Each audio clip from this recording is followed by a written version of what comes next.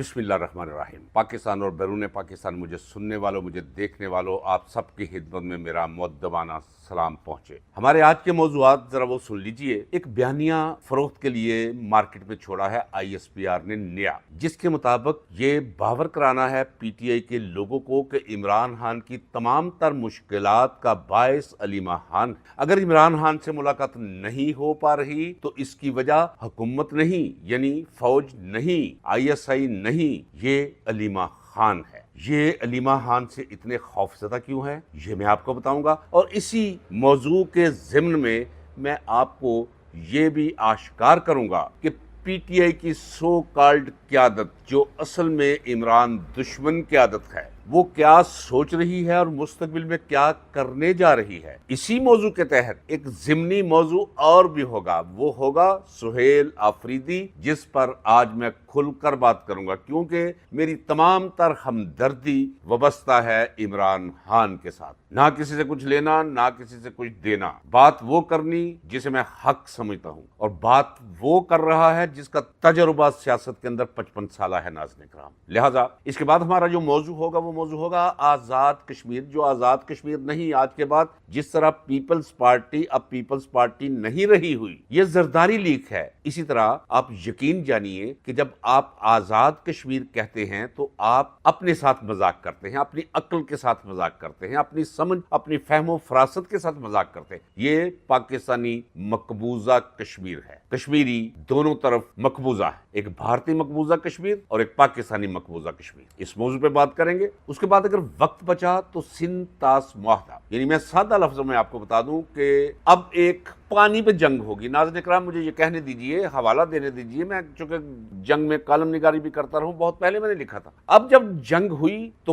पानी के मौजू पर जंग होगी। वजूहात उसकी और भी बहुत होंगी, तरीही वजूहात भी हैं, नफसियाती वजूहात भी हैं, लेकिन बज़ाहिर जो नजर आएगा वो आएगा कि भारत हमारे मगरबी दरियाओं पर डैम मुसलसल बनाता चला रहा है और हमारा पानी इस्तेमाल कर रहा है। हम भारत का ये जुल्म, ये बर्दाश्त नहीं कर सकते, लिहाजा एक जंग वो मुझे होती नजर आ रही है। इस पे हम बात करेंगे, लेकिन सबसे पहले मैं चाहूंगा कि कश्मीर पे बात करूं। नाज़रीन इकराम, जिस दिन मैंने पाकिस्तान छोड़ा, इत्तेफाक की बात है कि वो दिन इन्होंने कश्मीर डे के नाम पर रखा हुआ है। जब मैं कराची एयरपोर्ट के अंदर दाखिल हुआ तो दाखिल होते ही हर तरफ बोर्ड लगे हुए थे। एक कश्मीरी माँ है जो रो रही है, उसके बच्चे की लाश है, उसने पकड़ी हुई है, खून टपक रहा है। बच्चे दिखाए जा रहे हैं जिन्हें शरे लगे हुए हैं, और जगह जगह ये बनाते हैं, ये आर्टिफिशियल इंटेलिजेंस को यहाँ इस्तेमाल करती है कौन, ISPR, ये अपना बयानिया बेचने के लिए। नाज़रीन इकराम, इनके पास और कुछ भी नहीं है। भारत के खिलाफ नफरत का बयानिया एक्चुअली वो ढारस है, वो बुनियाद है जिस पर ये फौज खड़ी है। अदरवाइज तो पाकिस्तान को इतनी बड़ी फौज की जरूरत नहीं।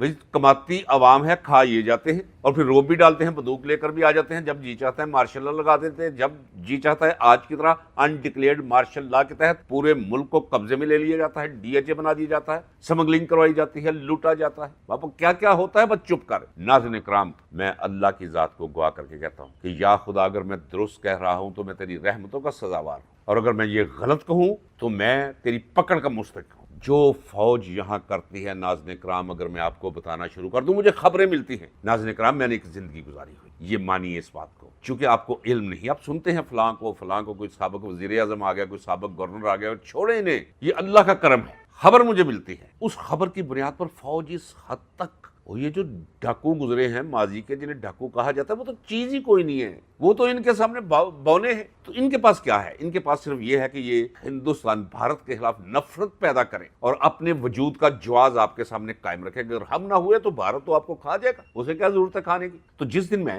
एयरपोर्ट के अंदर दाखिल हुआ तो मैं बता रहा हूँ कि हर जगह वो बोर्ड लगे होते थे, जनाब कश्मीर बनेगा पाकिस्तान, कश्मीर बनेगा पाकिस्तान। नाज़रीन इकराम, अब कश्मीर में जो कुछ पाकिस्तानी मकबूजा कश्मीर में जो कुछ फौज ने किया है, रेंजर ने किया है, मैंने तो बताया था कि 26 लाशें वो हैं जो मेरा दोस्त कहता है, जो मेरे साथ लॉ कॉलेज में पढ़ता है, मेरा रूममेट था। उसने कहा खुदा की कसम 26 लाशों का तो मुझे पता है भाई, मैं नमाज पढ़ता हूँ 5 वक्त, अल्लाह को जान देनी, सियासत से मेरा कोई तल्लुक नहीं, वकालत में छोड़ बैठा हुआ हूँ, बच्चे कामयाब हैं, काम कर रहे हैं, मैं बस आराम से अल्लाह अल्लाह करता हूँ, मस्जिद में जाता हूँ, वक्त गुजारता हूँ और आके सो जाता हूँ, अगले जहान की तैयारी करूँ। मैं आपसे झूठ, 26 लाशें, मैंने 100 लाशों तक की गिनती है नाज़रीन इकराम। और कल शौकत नवाज मीर को गिरफ्तार कर लिया गया है। اس کے بارے میں خبر ہے جو پہلے میں نے کہا کہ اللہ کو حاضر ناظر جان کے، ہاں دروغ بر گردن راوی، لیکن میرا راوی وہ نہیں ہے جو دروغ گو ہو سکتا ہے، غلطی اسے لگ سکتی ہے۔ شوکت نواز میر کو گرفتار کر کے پرانا ایئرپورٹ آپ نے دیکھا ہوا ہے راولپنڈی کا، جسے اسلام آباد ایئرپورٹ بھی کہتے ہیں پرانا، اس سے جب آپ صدر کی طرف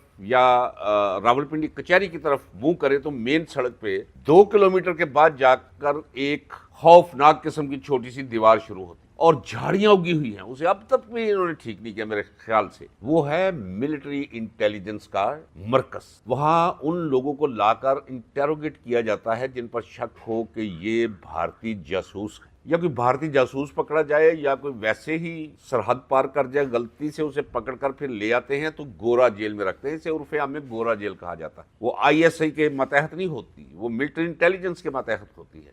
گرفتار کیا گیا، شنید ہے کہ گولی لگی، جس کا میں دعوے دار نہیں ہوں، یہ شنید ہے کہ گولی لگی ہے اور گرفتار کر لیا گیا ہے شوکت نواز میر کو، اور پہنچا دیا گیا ہے پرانے ایئرپورٹ سے کچہری کی طرف جاتے ہوئے راستے میں جو جگہ آتی ہے، جائیں جا کر کوئی چھاپا مار لے، کوئی دیکھ لے، شوکت نواز میر کو وہاں رکھا گیا۔ اب ہوگا کیا؟ آپ یقین جانیے کہ یہ لوگ بظاہر آپ کو انسان نظر آتے ہیں، بظاہر یہ لوگ ایسے لگتا ہے کہ جیسے آپ کے گھروں سے گئے ہوئے ہیں، آپ کے گلی محلے سے گئے ہوئے ہیں، لیکن یہ وہ رہتے نہیں۔ خاص کر یہ ملٹری انٹیلیجنس کے اندر، ISI کے اندر، یہ ایک عجیب قسم کا مائنڈ سیٹ ان کا بن جاتا ہے۔ اب کیا ہوگا؟ اس پر جو گزرے گی شوکت نواز میر پر، وہاں اس کے لیے دعا کیجیے۔ اب اس سے یہ سٹیٹمنٹ لینے کی کوشش کی جائے گی، اور اس سٹیٹمنٹ دینے پہ اگر کمزور نکلا تو مجبور ہو جائے گا۔ اگر اس نے یہ سمجھ لیا کہ اس کا 5 فٹ 9 انچ بدن ہے، یہ اس سے کیا اتار لیں گے؟ چمڑی اتار لیں گے، اتار لیں، ہڈیاں چورا کر دیں گے، کر لیں۔ یہ صرف ذہنی طور پر اگر بندہ سوچ کے کھڑا ہو جائے تو وہ کسی بھی چٹان اور کسی بھی دھات سے مضبوط ہے، اور اگر وہ کمزوری کی طرف لڑک جائے تو پھر روئی کے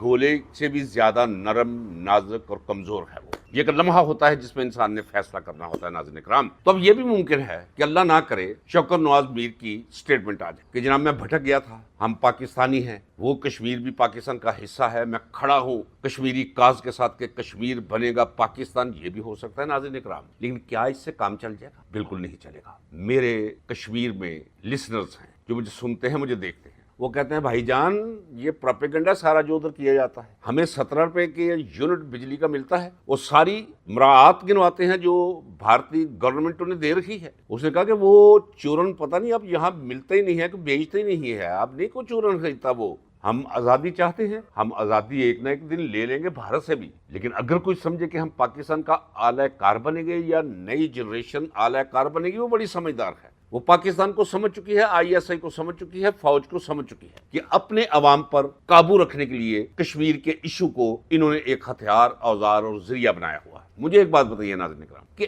کیا ان کی کوئی اخلاقی حیثیت رہ گئی ہے کہ ایسے پوسٹرز اب یہ لگائے پھر کشمیر ڈے پہ کہ وہاں ماؤں کے بچے مارے جا رہے ہیں، وہاں دیواروں پہ خون کے چھینٹے دکھائے جا رہے ہیں سری نگر کے، اور پیچھے جناب یہ ترانے لگا رہے ہیں سری نگر کی بیٹیوں سے، نہیں سری نگر کی بیٹیوں نہیں، راولا کوٹ کی بیٹیوں، کوٹلی کی بیٹیوں، مظفر آباد کی بیٹیوں، وہاں وہ کچھ نہیں ہو رہا جہاں یہاں ہو رہا ہے ماؤں بہنوں اور بیٹیوں کے ساتھ۔ آپ سے میری صرف ایک گزارش ہے، ایک کشمیری کی حیثیت، مجھے فخر ہے اپنے کشمیری ہونے پر ناظرین کرام، لیکن یہ میں کہوں گا ایک کشمیری ہونے کے ناطے سے کہ بالکل اس فوج کا وہ بیانیہ ان کے منہ پہ مار دیں جس طرح آپ نے عمران خان کے خلاف جو بیانیہ بنایا انہوں نے 8 فروری 2024 کی رات کو، آپ نے ان کے منہ پہ دے مرا جوتا بنا کر، اسی طرح جوتا بنانا پڑے گا ان کے اس بیانیے کا۔ میں بار بار کہتا ہوں ہمارا بھارت کے ساتھ کوئی جھگڑا نہیں، پانی ہے اس نے بند کیا ہے جو نہیں کرنا چاہیے، لیکن محبت اور جنگ میں سب جائز ہے۔ یہ لوگوں کے بچوں کو تیار کرتے ہیں کشمیر کی آزادی کے لیے اور اپنے بچوں کو کبھی نہیں بھیجتے وہاں۔ ناظرین کرام میرے پاس ایسی سٹوریز ہیں، میرا خدا گواہ ہے، ایسی برین واشنگ یہ کرتے ہیں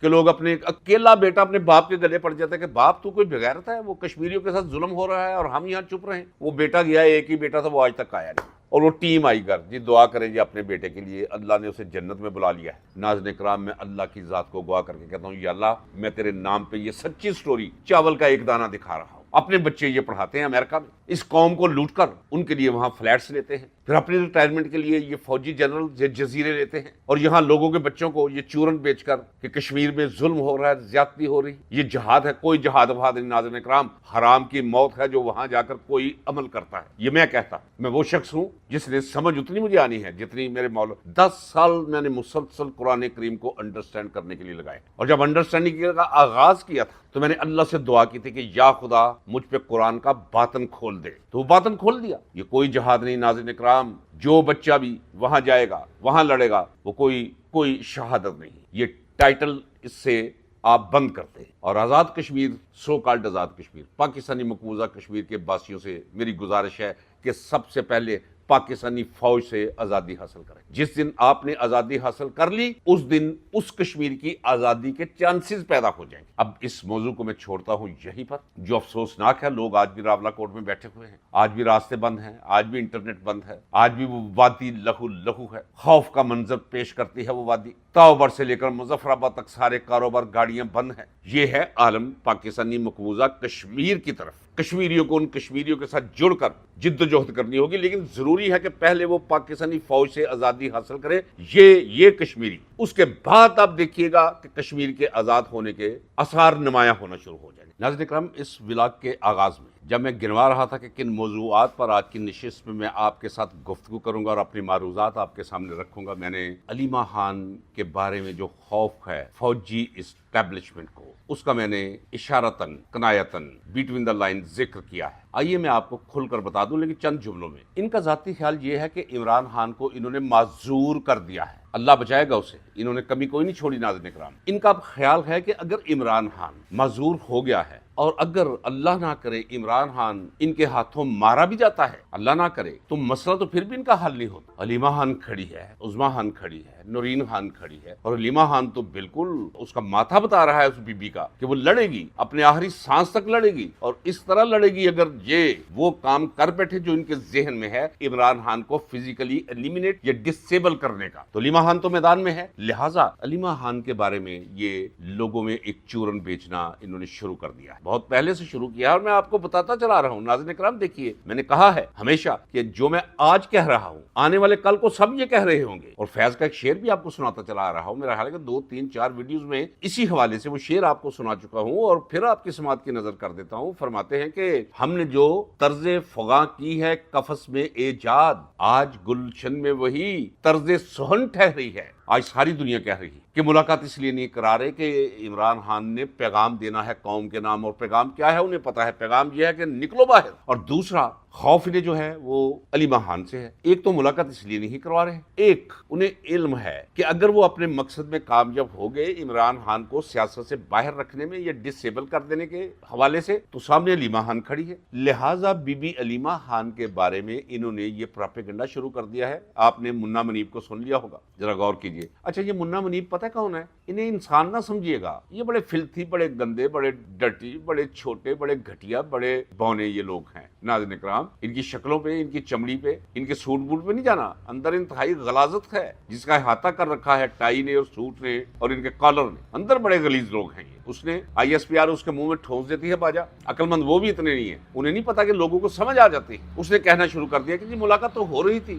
یہ پرسوں بھی ملاقات ہو رہی تھی، پچھلے منگل کو بھی ہونے والی تھی، لیکن علیمہ خان نے ملاقات نہیں ہونے دی۔ وہ ہاسپٹل شفٹ کر رہے تھے، علیمہ خان سے رابطہ کیا کہ آپ آ جائیں جی، گاڑی میں بیٹھ کے ساتھ جائیں، انہوں نے کہا جی 1 مہینے تک وہاں رکھے۔ بالکل بکواس، بالکل جھوٹ۔ ناظرین اکرام، اس سیدھی سادی معصوم لیکن انتہائی ذہین خاتون کو قطعی طور پہ نہ اسے رابطہ کیا گیا، نہ اسے خبر ہے۔ اس کے چہرے کی آپ نے پریشانی نہیں دیکھی، حیرانی نہیں دیکھی کہ سیاست میں اتنا گند اور اتنا جھوٹ بھی ہوتا ہے؟ پی ٹی آئی کے محبت کرنے والے عوام جو 95% ہے آبادی کا، انہیں یہ باور کرانے کی، انہیں یہ یقین دلانے کی کوشش کی جا رہی ہے کہ عمران خان کی تمام ابتلا و مصیبتوں کا باعث علیمہ خان ہے، علیمہ خان پارٹی توڑ رہی ہے، علیمہ خان یہ کر رہی ہے، علیمہ خان۔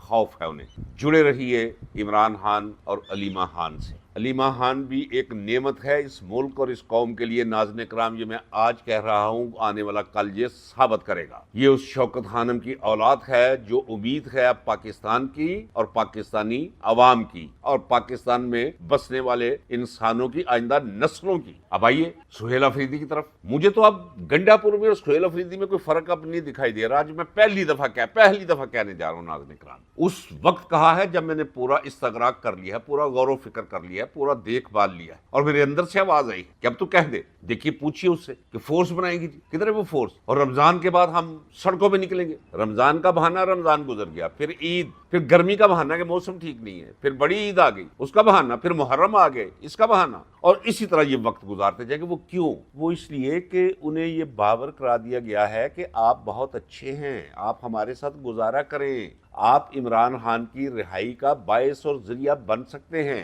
عمران خان ضدی ہے، اس نے ضد میں پارٹی کو بھی خراب کیا ہے، لوگوں کو بھی مروایا ہے، بالکل غلط کہا ہے ناظرین اکرام، لوگوں کو جگایا ہے کہ ان کی مصیبتوں، غربتوں اور بے روزگاریوں کی اصل وجہ کون کون سے ادارے اور کون کون سے طبقات ہیں، یہ اس نے بتا دیا۔ اور جسے اس کی ضد کہتے ہیں وہ انکار ہے ناظرین اکرام، وہ انکار مولا حسین کے اتباع میں ہے۔ مجھے یہ علم نہیں کہ مولا حسین کی تاریخ اور اس تاریخ کے سفر کے اندر مولا حسین کی سوچ اور شعور، اس کا کتنا علم تھا عمران خان کو یا نہیں تھا۔ وہ جانے میں یا انجانے میں آ کھڑا ہو گیا ان نقش ہائے پا پر مولا حسین کے، وہ سنت حسینی پہ ڈٹا ہوا ہے۔ اور اگر کوئی کہے ضد ہے تو خدا کرے یہ ضد اور بڑھے۔ بس میرا یقین کر لیجئے کہ اس وقت عمران خان اگر جیل میں ہے، عمران خان کے ساتھ اگر ظلم و ستم کی چکی مسلسل چل رہی ہے، تو اس کی اگر 30% کم از کم حصہ اس قیادت کا ہے جس کے ہاتھوں میں عمران خان نے پارٹی سونپ رکھی ہے، اور وہ لوگ ہیں جو عمران خان کی مقبولیت کو دیکھ کر ساتھ آ ملے، اس قابل نہیں تھے،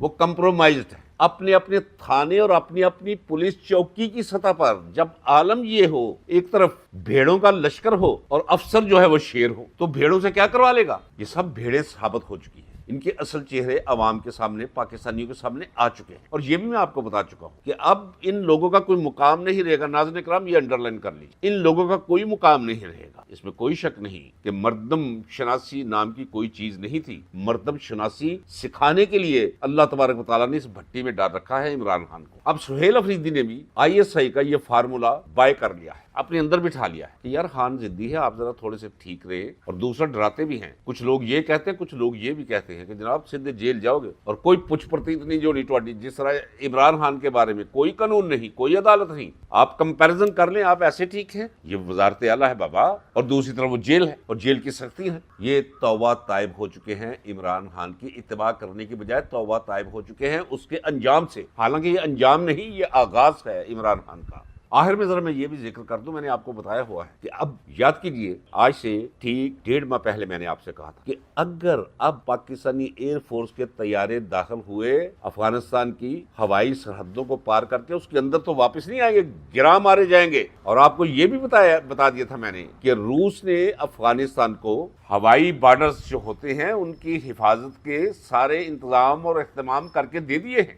اب انہوں نے اقرار کیا ہے جی ڈرونز مارے ہیں۔ کہاں سے آئے ڈرونز؟ اس کے پاس مارے ہیں، انہوں نے بھی دعویٰ کیا ہم نے مارے ہیں۔ انہوں نے کہا جی انہوں نے داعش وہاں رکھی ہوئی ہے ہمارے لیے، پال رہے ہیں یہ ISI والے داعش کو۔ ہم نے داعش کے ٹھکانوں پر میزائل بھی مارے ہیں افغانستان نے، اور ڈرونز بھی مارے۔ یہ میزائلز کہاں سے آئے، یہ ڈرونز کہاں سے آئے؟ یہ آپ کو میں 1.5 مہینہ پہلے بتا چکا ہوں ناظرین اکرام کہ روس کے ساتھ ان کا ایک معاہدہ ہو، ایئر ڈیفنس پورے کا پورا دے دیا ہے۔ اب پھر کہتا ہوں اگر ان کا طیارہ وہاں گیا تو واپس نہیں آئے گا۔ ناظرین اکرام یہ یاد رکھیے گا اور انڈرلائن کر لیجیے گا۔ میں ساتھ ساتھ آنے والے وقت کے بارے میں آپ کو بتاتا چلا رہا۔ ادھر سے منہ کی کھانی پڑی ہے انہیں، اور منہ کی کھانی ابھی پڑے گی۔ یہ جو صلح کرانے چلے ہوئے تھے امریکہ اور ایران کی، کوئی صلح بولا نہیں ہے ناظرین اکرام، اور اس فرسٹریشن میں یہ 2 محاذ کھولیں گے، پاکستانی فوج 2 محاذ کھولے گی، ایک افغانستان کا اور ایک بھارت کا، تاکہ اپنے آپ کو ثابت کرتے رہیں کہ یہ اپنے آپ کو کہ ہم قوم کی ضرورت ہے، ہماری کوئی ضرورت نہیں ہے ناظرین اکرام۔ یہ ہمیں امن چاہیے، بے روزگاری ہے دن بدن اس کے سائے بڑھتے چلے جا رہے ہیں، مہنگائی آسمانوں نہیں، پتہ نہیں کوئی اور ہی کوئی یونیورس ہے جس کو جا کر چھونا چاہ رہی ہے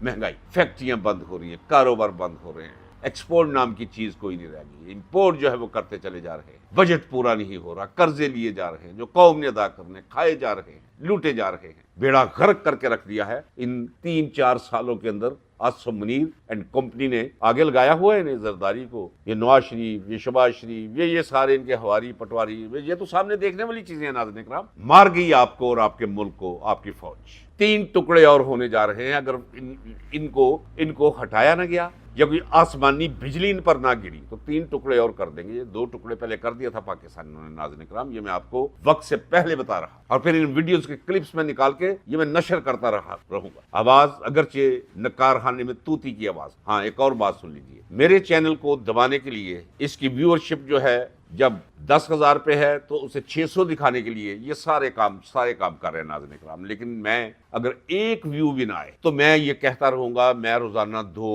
ویڈیوز کرتا رہوں گا۔ आपने करना क्या है, मेरी वीडियोस मेरे सब्सक्राइबर्स तक भी नहीं पहुंचती, आपने मेहरबानी फरमानी है इसे तलाश किया करें, आसिफ भट्ट ऑफिशियल लिख कर क्लिक किया करें, ये आपके सामने आ जाया करेंगे। इसे फिर ज्यादा से ज्यादा शेयर करें, यही एक रास्ता और तरीका है कि इस चैनल को आप जिंदा रख सकते। नहीं मैं तो कहता रहूंगा। नाज़रीन इकराम, आपसे वादा किया था कि सिंध तास मुआहदे पे बात करूंगा, वीडियो बहुत तवील हो चली है। सिंध तास मुआहदा है क्या, ये डैम जो बने हैं, ये डैम, इन डैम्स की कैपेसिटी क्या है, कितना पानी रोकते हैं और कितनी बिजली पैदा करते हैं, कितनी जमीनों, अपनी जमीनों को सैराब करते हैं भारतीय, और मुस्तकबिल में ये क्या होने जा रहा है, जिसे ये आप भी जारियत कहते हैं, ये इनके किस अमल का रद्द अमल है। ये कोई और जारियत करते हैं, वो फिर आप भी जारियत करते हैं। मेरा ख्याल है उनकी जारियत जो है वो ज्यादा कोई शरीफाना है। इजाजत दीजिए, अल्लाह हाफिज, पाकिस्तान पाइंदाबाद।